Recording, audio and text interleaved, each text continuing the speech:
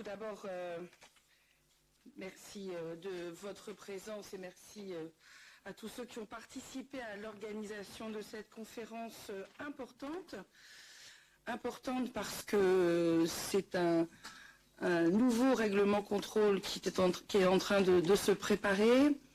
Et comme j'ai l'habitude de le dire, il n'y a pas de politique efficace s'il n'y a pas de contrôle efficace sur le respect de la réglementation.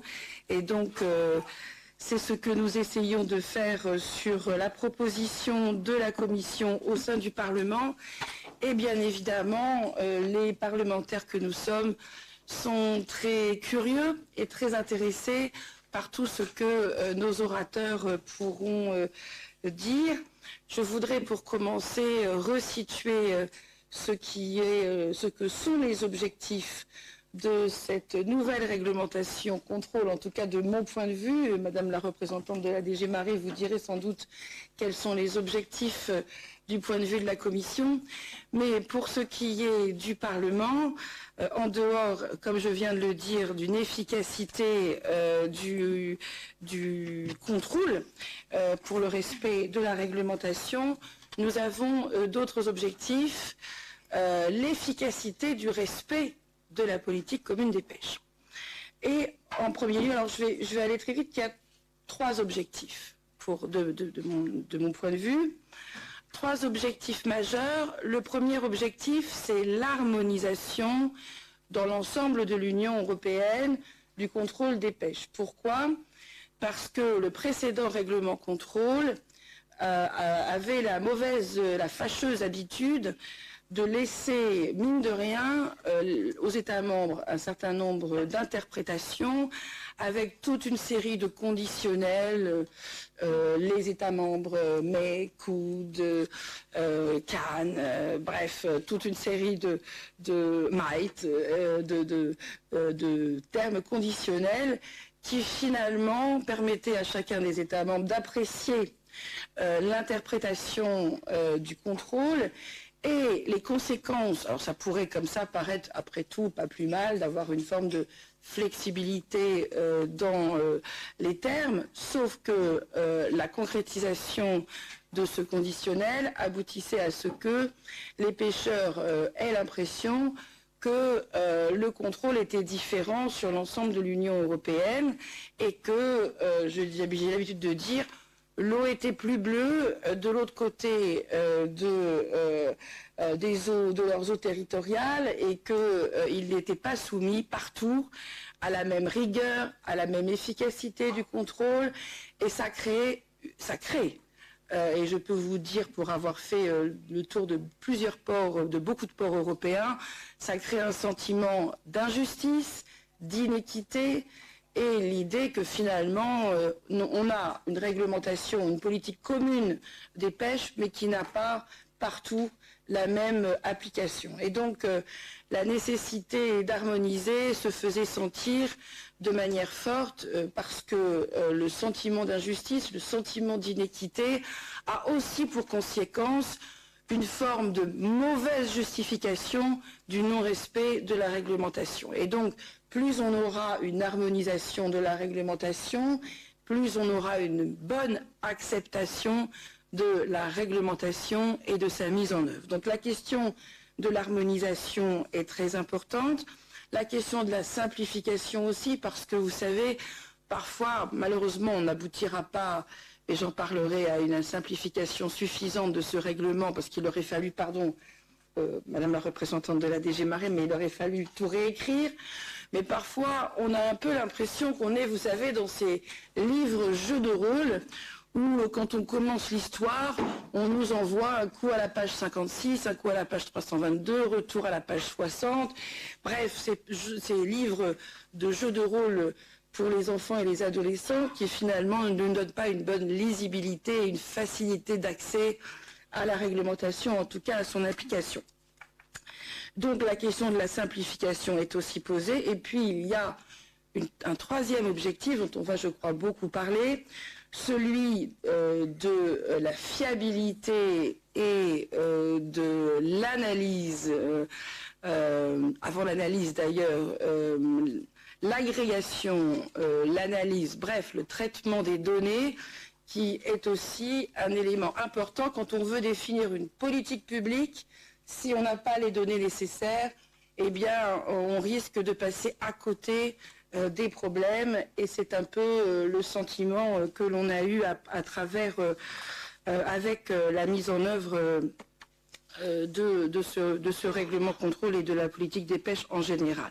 Donc, la fiabilité des données, je viens de le dire, est le seul moyen d'avoir un état des lieux précis, et son analyse qui permettra de réorienter ou au contraire de conforter les politiques mises en œuvre. D'ailleurs, je tiens à le dire, je n'y ai pensé que trop tard, donc je ne peux pas revenir avec des amendements, encore qu'on peut peut-être le faire en plénière, on verra. Mais le règlement contrôle aurait pu s'appeler règlement contrôle et données, ou règlement contrôle et collecte des données. Ça aurait permis d'ailleurs d'avoir pour ce règlement une vision un peu différente qu'une simple vision punitive du contrôle, mais au contraire une vision positive, puisque la collecte des données, finalement, c'est positif pour se réorienter dans nos politiques. Donc, on verra. Peut-être que j'essaierai de changer son nom en plénière pour donner cette vision positive du règlement contrôle et données. Alors on va commencer par, je vais commencer par, avant de vous donner la parole pour développer un petit peu l'ensemble de ces 3 points. D'abord sur la fiabilité des données, clairement, c'est ce qui justifie de mon point de vue 2 choses.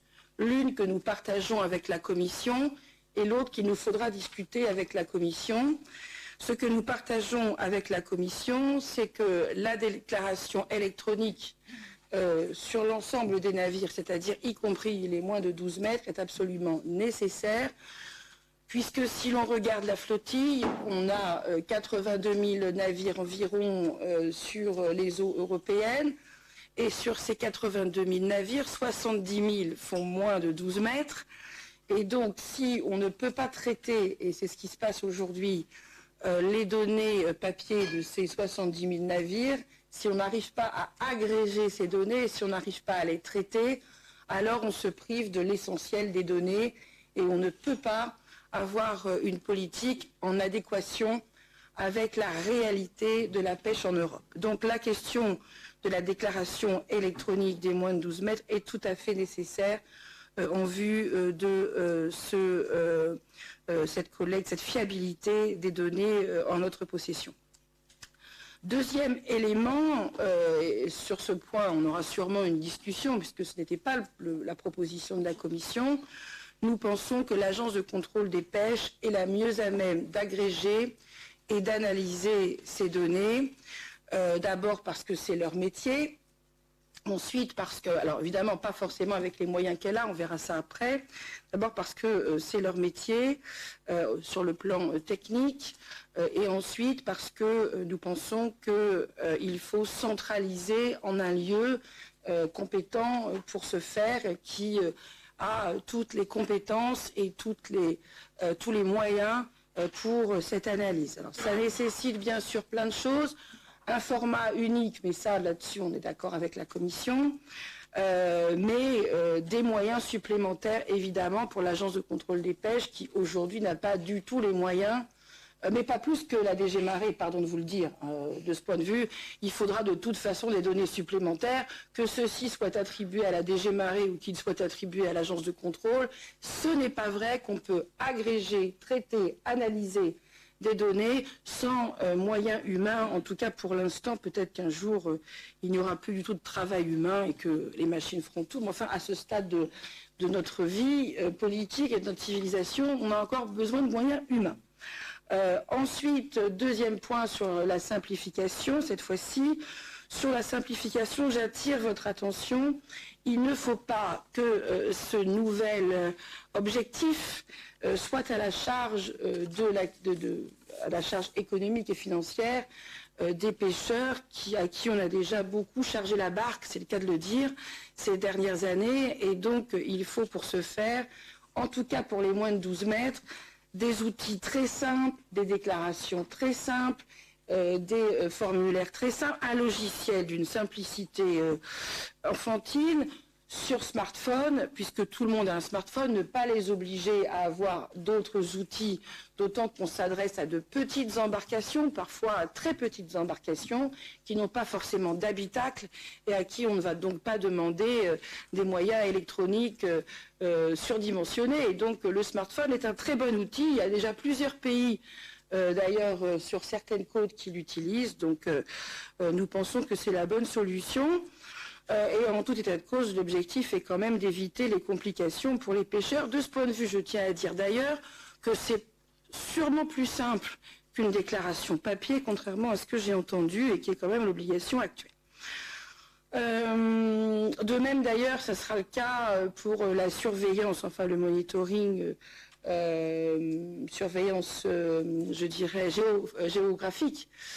Géolocalisé, pardon, je vais y arriver, de la pêche, pour les moins de 12 mètres, il faudra aussi des moyens différents, enfin moins coûteux et plus simples que ceux qui sont exigés pour les plus de 12 mètres.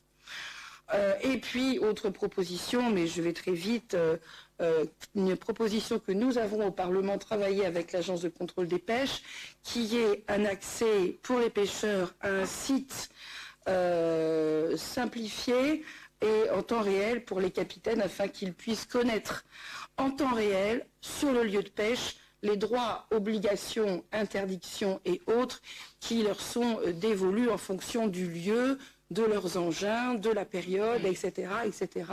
Et l'Agence de contrôle des pêches est tout à fait prête à mettre en œuvre ce type d'outils.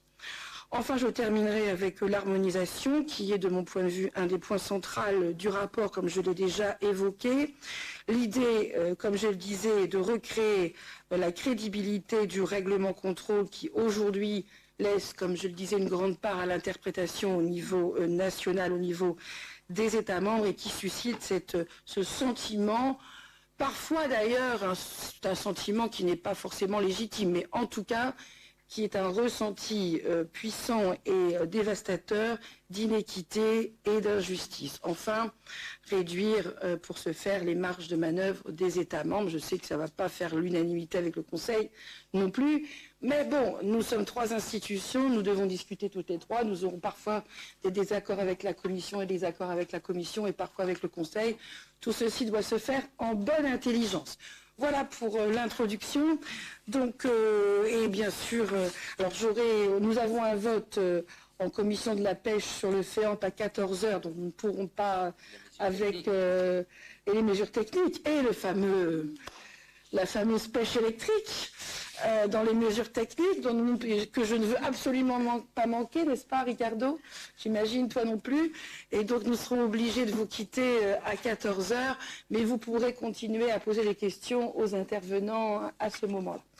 Voilà, donc tout de suite je vais passer la parole au prochain speaker, donc Nicolas Fernand. First speaker, oui. Sorry. Ah, je n'ai pas le bon, pardon. Alors, c'est celui-là, je l'ai là. Ok, très bien, heureusement que vous êtes là.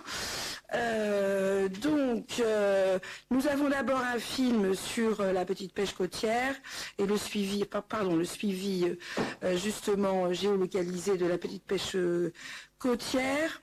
Et donc, je ne sais pas techniquement comment... Ah, j'ai oublié un truc très important, pardon. Je dois mentionner à tous les participants l'hashtag de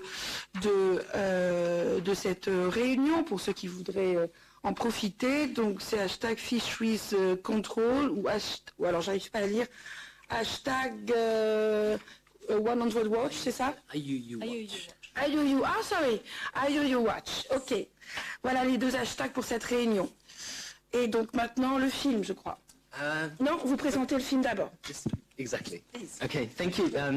Thank you, Madame Thomas, for your introduction, and that has, of course, already touched on a number of the important issues that we will go into more detail today with the help of our speakers.